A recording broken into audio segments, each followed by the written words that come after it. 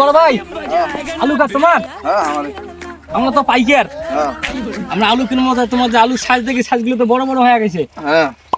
সাইজও তো ভালো হয়েছে সাইজ তো আল্লাহ দিলে ভালো হয়েছে বেচাবেন নাকি হ্যাঁ বেচাবো। গাড়ি কত যদি আলু নিয়ে চার বুঝছেন হ্যাঁ টাকা নেবে একদম 1 লাখ 1 লাখ 1 টাকা কমও হবে না 1 টাকা বেশি হবে না যে বাজার আছে ওই বাজারের মূল্য বাদ দিয়ে তোমার যদি আবাল তাবাল আটবার দাম চান তাহলে হবে নাকি কোনো ভংসং 1 লাখ 2 লাখ নমায়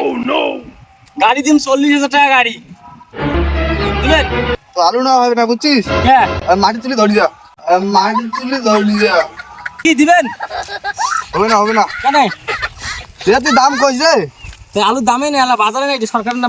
বাজারে বোধহয় এটা আবাল তাবাল নির্ধারণ করছে তার কি দেও 40,000 টাকা গাড়ি দেন তো যদি মন চায় হ্যাঁ। 1 বস্তা আলু কিনে নিয়ে যা তো আমার সামনে ভাবে ভাবে করি না কাজের সময়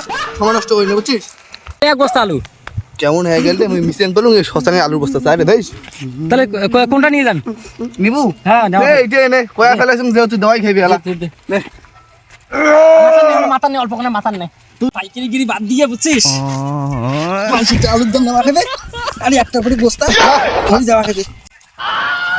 শালার কি লোক রে মিশন করলুম শালার বালের বাইকে সত্যি করে আলু বস্তাটা ধরে